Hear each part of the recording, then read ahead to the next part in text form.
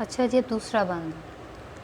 بادل ہوا کے اوپر ہو مست چھا رہے ہیں، جھڑیوں کی مستیوں سے دھومیں مچا رہے ہیں، پڑتے ہیں پانی ہر جا جل تھل بنا رہے ہیں، گلزار بھیگتے ہیں سبزے نہا رہے ہیں، کیا کیا مچی ہیں یارو برسات کی بہاریں۔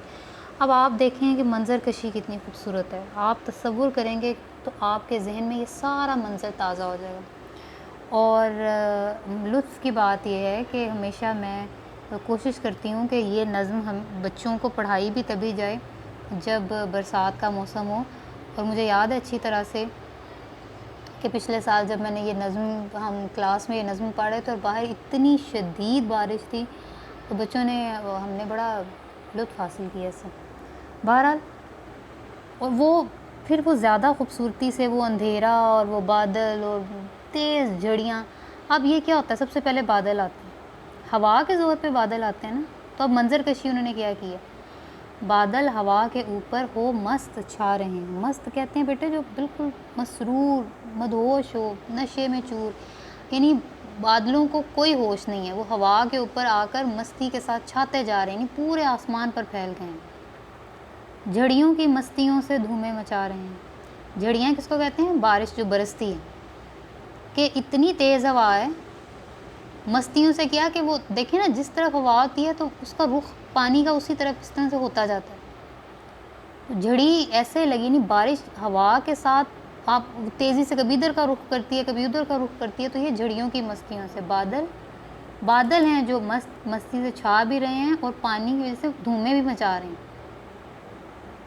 اتنا زیادہ پانی بادلوں میں ہے کہ اس وقت ہر طرف جھڑی یعنی بارش لگی پڑی ہے، پڑتے ہیں پانی ہر جا ہر طرف، جل تھل بنا رہے ہیں۔ جل تھل خشکی اور جو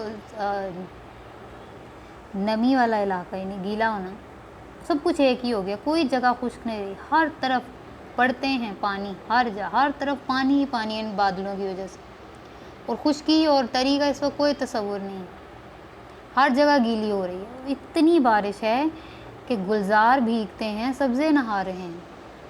گلزار باغ کو کہتے ہیں، باغات بھیگ گئے ہیں اور سبزہ نہا رہا ہے۔ اب آپ دیکھیں منظر کشی کیسی ہے کہ اگر آپ ذہن میں تصور کریں تو انہوں نے اس کی تجسیم کر دیا۔ تجسیم آپ کو پتہ ہے کیا کہتے ہیں، کسی بے جان چیز کو خیال کے ذریعے جسم عنایت کر دینا، جسم عطا کرنا۔ اب آپ دیکھیں کہ آپ کو لگتا ہے کہ سبزہ کھڑا ہو کے کہیں نہا رہا ہو، انہوں نے کیا کہا ہے کہ برسات کا اتنا خوبصورت موسم ہے کہ گلزار بھیگتے ہیں سبزے نہا رہے ہیں، کیا کیا مچی ہیں یارو برسات کی بہاریں۔ میرے دوستوں میں کیا بتاؤں کہ برسات نے کیا کیا بہاریں مچا رکھی ہیں۔ اچھا، اس میں یہ جو چوتھا مصرعہ ہے نا، یہ آپ سے مختصر سوال کے طور پہ بھی آتا ہے کہ یہ جو کہتے ہیں نا کہ گلزار بھیگتے ہیں سبزے نہا رہے ہیں، اس سے کیا مراد ہے؟ اس میں آپ پورا بتائیں گے کہ جب بادل آتے ہیں اتنے شدید اور اتنی تیز بارش ہوتی ہے کہ پورے کا پورا باغ میں موجود درخت، پودے، گھاس، ہر چیز بھیگ جاتی ہے، پورے باغ بھیگ جاتے ہیں، اور یہاں تک کہ جو سبزہ ہے وہ نہا رہا ہوتا ہے۔ نہا اس لیے لیتا ہے کہ سارے کا سارا پانی میں وہ ڈوب جاتا ہے، صاف ستھرا ہو جاتا ہے، ٹھیک ہے۔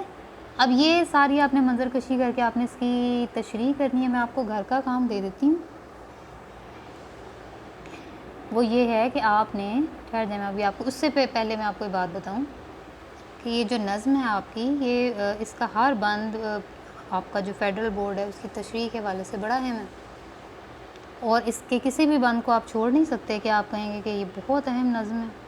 تقریباً ہر سال آپ کو جو ہے نا اس کا امکان ہوتا ہے کہ آپ کو تشریح کے لیے اس میں سے آ جائے گا، اس لیے آپ نے اس کی بہت اچھی تشریح کرنی ہے۔ ذرا گھر کا کام نوٹ کریں۔ اچھا جی، گھر کا کام آپ کا ہے کہ آپ نے نظم برسات کی بہاریں کے بند نمبر 1 اور 2 کی تشریح کرنی ہے، مجھے ان باکس کرنی ہے۔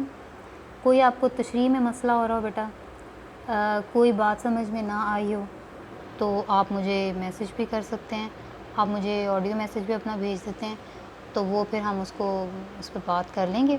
فی الحال آپ نے یہ چیزیں کرنی ہیں، اور مجھے انشاءاللہ آپ نے جلد از جلد اس کا کام کر کے تو مجھے ان باکس کریں۔ اپنا بہت سارا خیال رکھیے گا۔ اگلا جو پھر ہمارا لیکچر ہوگا اس میں ہم اس کی باقی کا کام کریں گے۔ تب تک کے لیے بیٹا اللہ حافظ، فی امان اللہ۔